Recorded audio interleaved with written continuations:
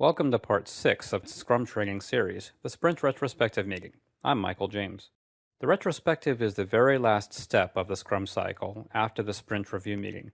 The empirical feedback from the Sprint Review meeting should influence the retrospective discussion.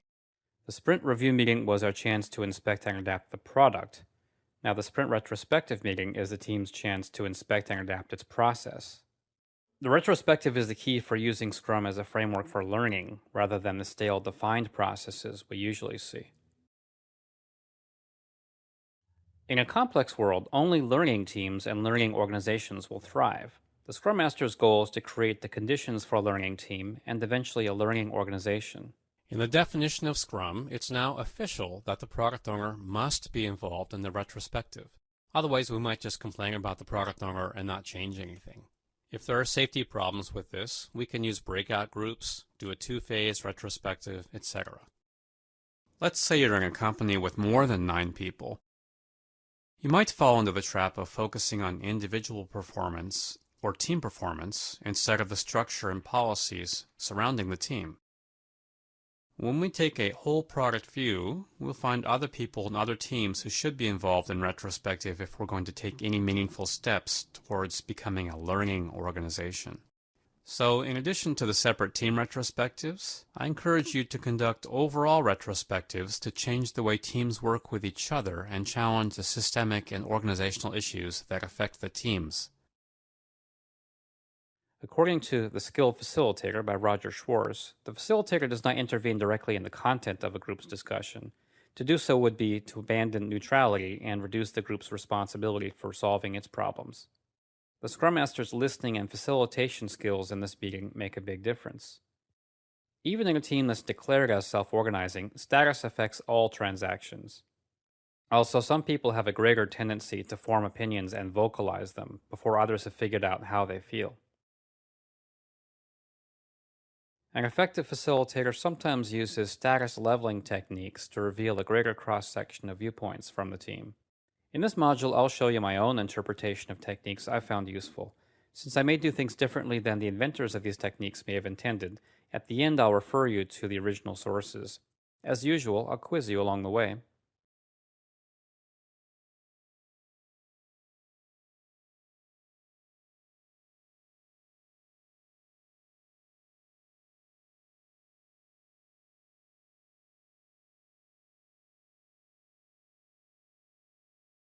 Most people understand that a team will only have candid dialogue in an environment of psychological safety.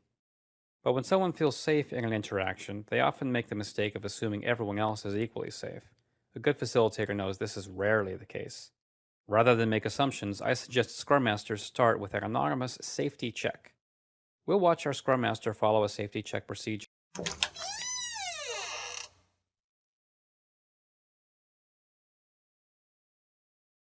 We're going to do a safety check before the main part of the retrospective. I'm giving each of you a blank ballot. Hang on to them for a minute.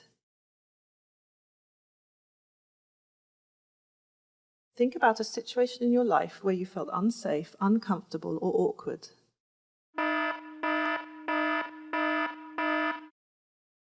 Now bring yourself back to the most comfortable and relaxed situation you can remember.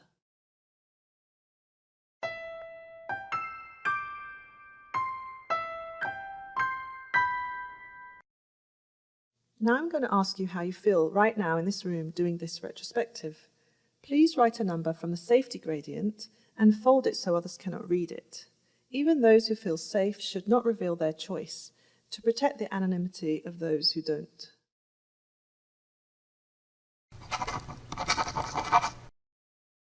Now I'll collect and tally your votes. Please put them in the hat.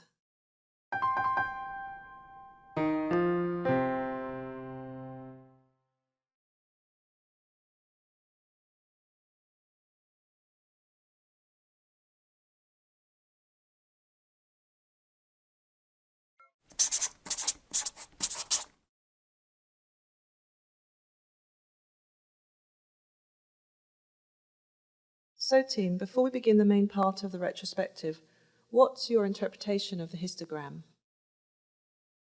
The safety check wasn't in the original Scrum books, but more teams are seeing the value of doing it from time to time, especially in the beginning.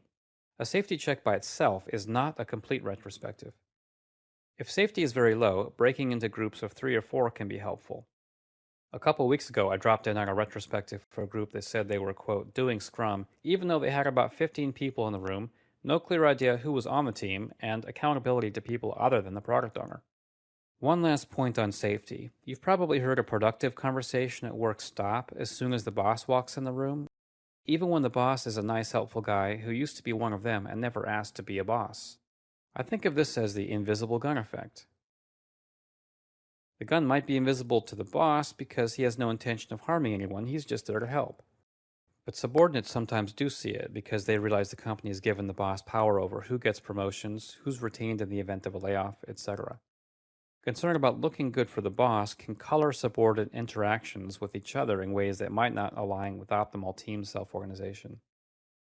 Also, the presence of someone who has traditionally been responsible for their work has sometimes kept teams from taking as much responsibility as they might otherwise.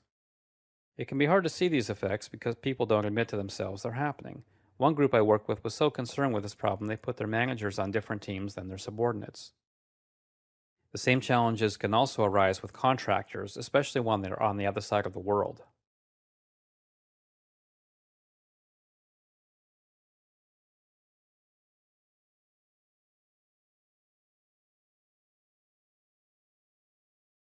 Scrum does not define particular retrospective practices other than suggesting a discussion of what went well and what can be improved. It's common to refer to these as pluses and deltas for short. Other topics could be, what did we learn, and what still puzzles us? The idea is for the people on the team to have a conversation leading to agreements about actions. We do this every sprint instead of waiting until the end like a waterfall project post-mortem. Let's watch one now.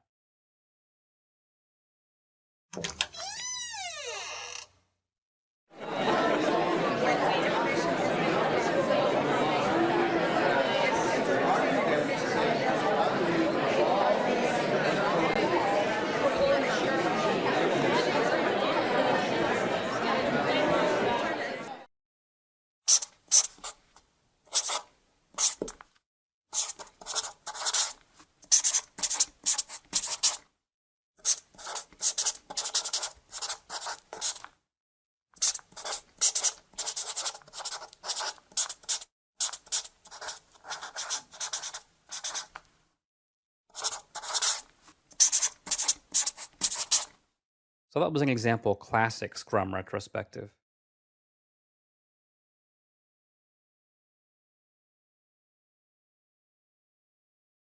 According to Roger Schwarz, members often begin solving problems by suggesting solutions before agreeing on the problem or its causes. A Scrum Master can help with this problem by keeping the group on the same step. For example, some facilitators like to keep the group in distinct steps for objective questions, such as what happened, reflective questions, such as how do we feel about it, interpretive questions, such as what does it mean, and decision questions, such as what are we going to do about it. Professional negotiator William Ury gets people to focus on their interests rather than bargaining from particular positions. And marriage researcher John Gottman finds couples are more likely to stay married if they learn to start negotiating from their core interests rather than pushing for particular outcomes. The common element to remember from all experts is to make sure decisions about actions come last. In the next chapter, we'll see an example technique to help with this.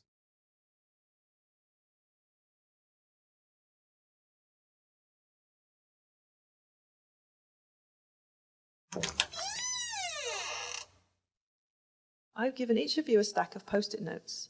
I'd like you to spend 10 minutes writing one observation per Post-it note about the previous sprint. Write them down whether they're good, bad, neutral, and don't worry about categorizing them yet. Hold off on discussing them until everyone's done writing.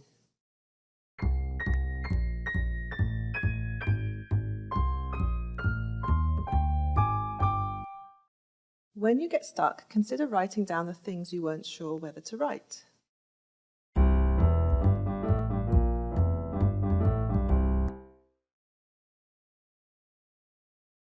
When you're ready, stick your notes on the board here and have a conversation about them. Make sure none of them are ignored. If you like, you can group the related ones.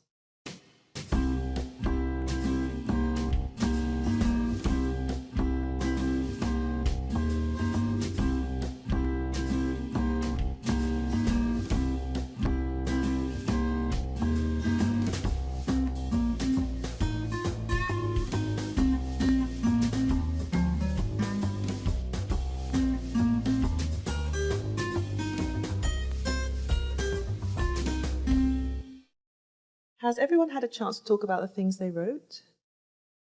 Now work out some agreed actions to take for future sprints, based on your shared understanding. Should we write down the actions?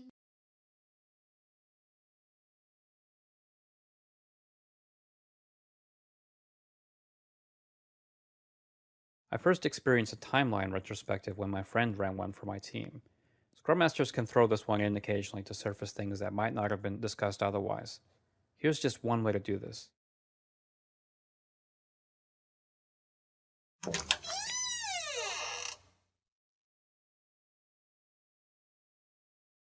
Team, write down your recollection of the previous sprint's events and stick them up on the timeline roughly corresponding to when they occurred.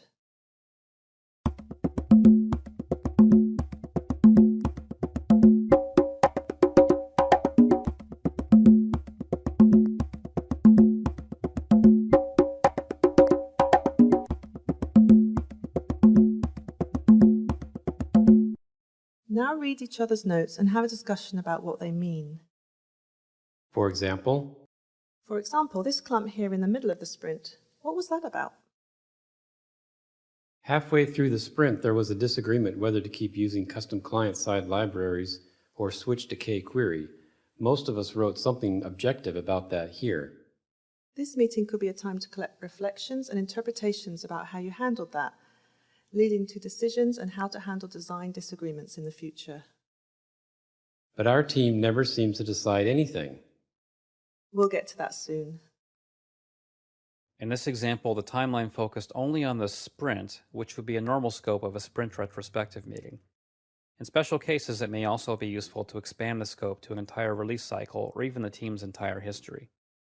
For other ideas, see Agile Retrospectives by Esther Derby and Diana Larson. Or for an earlier description, see Project Retrospectives by Norman Kerth.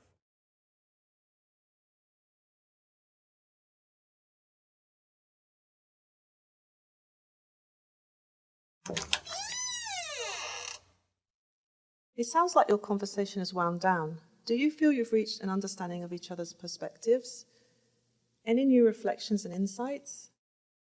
Yeah, I finally realized that not all Emacs users are stubborn people with left-hand carpal tunnel syndrome from typing Control-Alt-Shift-C. Only Andy is. What was that, Mr. VI user? I didn't get that because I wasn't in text insert mode. Maybe I should get this hand looked at, though. Okay, that was interesting. Is there any other unfinished business before we move on to decision making? In this case, the Scrum Master moved for closure, though in later sprints we'd expect the team to rely on her less as her focus shifts to impediments caused by the outer organization. In either case, the team should write out a few actions to take. For the team to own their commitment to action, the Scrum Master should ask the team to do the writing. In fact, Amway Corporation discovered customers are more likely to keep purchase agreements when the customers write up the sales agreements instead of the salesman. Not all differences can be resolved, and not all teams have enough reason to stay together. Nearly all situations can be substantially improved when the group is committed to this. Small teams do have a greater probability of reaching consensus than large groups, especially when they have some control over who joins them. While this module is intended to open your eyes a little, I would expect a serious Scrum Master to mix up techniques from books such as Agile Retrospectives by Esther Derby and Diana Larson, Facilitator's Guide to Participatory Decision-Making by Sam Kanger, and The Skilled Facilitator by Roger Schwarz. I've learned even more from classes on facilitation, Scrum gatherings, and conferences such as Amplifying Your Effectiveness, or AYE. These are different skills and a different way of being than conventional management. Once you've adopted the different way of being, the particular techniques don't matter as much. If you're in my class, I hope you didn't skip any of these quizzes because you'll need to do all these things that the module's depicted, including a retrospective that gets converted into action. Congratulations, you've completed the last module in this series. If you did all the quizzes and studied the 6-page Scrum reference card, and if you're prepared to answer questions about the 4 values and the 12 principles of the Agile Manifesto, you're in good shape for any one Scrum class. Feel free to repeat these modules and quizzes as many times as you need to. Most of the problems people have in class or on the test are due to language differences. If you had any trouble understanding me, go through this again or contact your instructor for help. If you enjoyed these modules, or if you hated them, Please drop me a line with your feedback. And don't forget, someday the buzzwords will change again, but the principles will remain the same.